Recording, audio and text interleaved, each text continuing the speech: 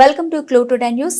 కల్వకుర్తి మండలం తోటపల్లి గ్రామానికి చెందిన నాగమ్మ, మహేష్, బంగారయ్య కల్వకుర్తి నుండి తోటపల్లి వెళుతున్న క్రమంలో మార్గ మధ్యలో ఎదురుగా వస్తున్న కారు ఢీకొనడంతో దుర్మరణం పాలై అక్కడికక్కడే మృతి చెందారు.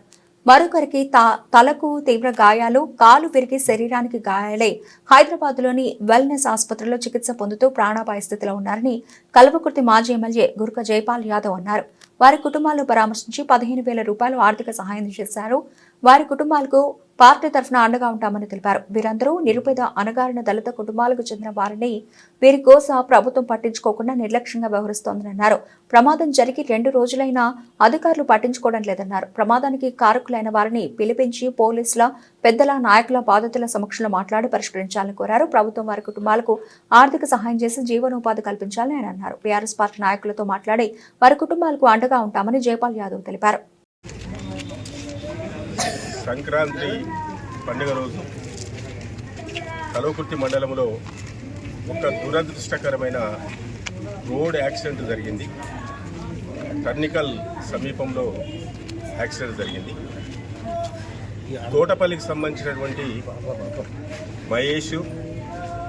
మహేష్ తల్లి నాగమ్మ, అదేవిధంగా బంగారయ్య ముగ్గురు కూడా స్పాట్లో మరణించడం జరిగింది. ఇంకొక వ్యక్తి శ్రీపతి, ఆయనకు మరి హెడ్ ఇంజూరీ అయింది, ఎడమకాలు ఇరిగిపోయింది, శరీరం నిండా గాయాలైనవి, బ్లడ్ బ్లీడింగ్ జరుగుతుంది. హైదరాబాద్లో వెల్నెస్ హాస్పిటల్లో అతన్ని జాయిన్ చేయడం జరిగింది. అతని పరిస్థితి కూడా ప్రమాదకరంగా ఉంది.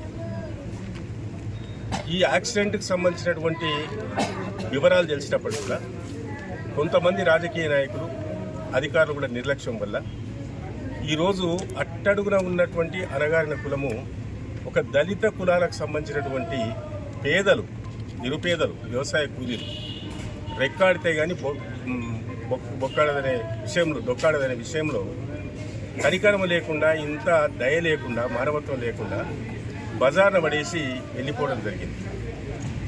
నిన్న 4 గంటలకు యాక్సిడెంట్ జరిగితే ఈరోజు 4 గంటలు అంటే 26 గంటలు జరిగిపోయినప్పుడు కూడా ఎవ్వరు కూడా దీన్ని పట్టించుకున్న పాపాన పోలేదు, వాళ్ళ ఓదార్చిన పాపాన పోలేదు.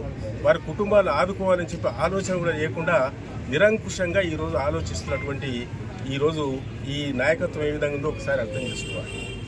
మేము డిమాండ్ చేస్తున్నాం, పోయిన ప్రాణాలైతే ఎవరు తీసుకురారు, డబ్బు సంపాదించుకోవచ్చు, కానీ ఈ నిరుపేద కుటుంబాలకు, వారి భార్యా బిడ్డలకు, వారి తల్లిదండ్రులకు, కుటుంబ సభ్యులకు ఆధారం కావాలి, జీవనోపాధి కావాలి. కాబట్టి వారికి కనీసం మానవత్వంతో మరి గతంలో ఎంతైతే ఇచ్చిరో ఆ విధంగా వారికి ఆర్థికంగా సాయం అందజేసి వారి కుటుంబాలు ఆదుకుంటే బాగుంటుందని చెప్పి నేను సందర్భంగా డిమాండ్ చేస్తా ఉన్నాను. అదేవిధంగా ఈరోజు మా నాయకులు తీసుకొని ఒక నాయకుడు మామూలు వెళ్ళండి, ప్రభుత్వం ద్వారా మీకు డబ్బు ఇప్పిస్తారు. అది కాదు, ఇక్కడనే కూర్చొని దానికి సంబంధించినటువంటి తప్పు చేసినటువంటి వ్యక్తి ఎవరు, యాక్సిడెంట్ చేసినటువంటి వ్యక్తి ఎవరు, అతని పోలీస్ సమక్షంలో వినిపించి ఆ విధంగా వీరికి ఇక్కడనే మాట్లాడి పరిష్కారం చేస్తే బాగుండేది. కానీ ఈ ఇష్యూను డైవర్ట్ చేయడానికి ఇక్కడ ఉన్నటువంటి ఆ తోటపల్లికి సంబంధించిన నాయకులను, కల్వకుర్తికి సంబంధించిన నాయకులు తీసుకొని మాబునాలు వెళ్ళిపోవడం జరిగింది. అది పరిష్కారం కాదు. వాస్తవంగా ఇక్కడనే ఉండాలి, తప్పు చేసిన వారిని ఇక్కడనే వినిపించాలి, పోలీస్ సమక్షంలో, ఇక్కడ ఉన్నటువంటి పెద్దల సమక్షంలో అది మాట్లాడి పరిష్కారం చేసి వారి కుటుంబాలకు ఆర్థిక సాయం అందజేసి వారిని ఒప్పించి మెప్పించి ఆ విధంగా పరిష్కారం చేస్తే బాగుండేదని చెప్పి నేను భావిస్తా ఉన్నాను. కాబట్టి ఇప్పటికైనా మించిపోయింది లేదు.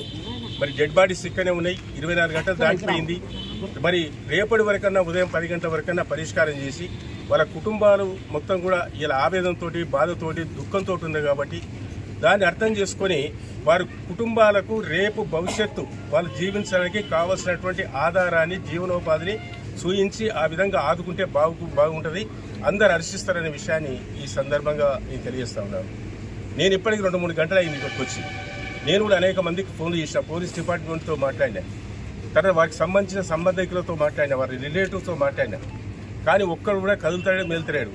ఏదో ₹1,00,000 ఇస్తాం, ₹1,50,000 ఇస్తాం, ₹2,00,000 ఇస్తామంటే ఈ పిల్లలు ఏం కావాలి, ఈ అమ్మాయిలు ఏం కావాలి, ఏం కావాలి. కాబట్టి నేను ఒకటే ఇస్తున్నా, మానవత్వంతో ఒక మనమందరం కూడా ఆలోచించి మన కుటుంబాల ఆభివృద్ధి బాగుంటుందని చెప్పే విషయాన్ని ఈ సందర్భంగా నేను తెలియజేసుకుంటూ నా వంతు కర్తవ్యంగా ఒక మానవతా దృక్పథంతో మీరందరూ కూడా మన కల్వకుర్తి బిడ్డలే కాబట్టి మనమంతా ఒక తల్లికి జన్మించిన బిడ్డలమే కాబట్టి ప్రతి వారిని కూడా ఆదుకునేటువంటి అలాంటి ఆలోచన ఉండాలి. అలాంటి ఆలోచన జరిగిపోయింది. కానీ రేపు భవిష్యత్తు వారి పిల్లల చదువులు కానీ, లేకుంటే వారి కుటుంబానికి కావాల్సినటువంటి ఇతర సౌకర్యాలు కానీ, లేకుంటే వారు ఈ ఆడబిడ్డలు వాళ్ళ జీవనోపాధి చేసుకొని కుటుంబాలు పోషించుకునే విషయంలో కానీ వారికి ఏ విధంగా ఆర్థిక సాయం చేస్తారో చేయండి. ఇక రైతు బంధు, ఇన్సూరెన్స్ అవి మామూలుగా వచ్చేటివి. కానీ వ్యక్తిగతంగా మీరు ఏం చేస్తారు, వ్యక్తిగతంగా కుటుంబాన్ని ఏ విధంగా ఆదుకుంటారు, అది చేసి చూయించి అందరితో శభాష్ అనిపించుకోవాలని ఈ సందర్భంగా నేను డిమాండ్ చేస్తాను. అందు గురించి నేను ఈ 2 కుటుంబాలకు కూడా, మహేష్ నాగమ్మ కుటుంబానికి ఒక 10,000 రూపాయలు, తర్వాత బంగారయ్య కుటుంబానికి ఒక 5,000 రూపాయలు నా వంతు వెంటనే, అంటే వారికి వెంటనే తక్షణ సహాయం కొరకు నేను అందిస్తున్నానని ఈ సందర్భంగా తెలియజేస్తాను. సేపతో ఒక కోమాలను సార్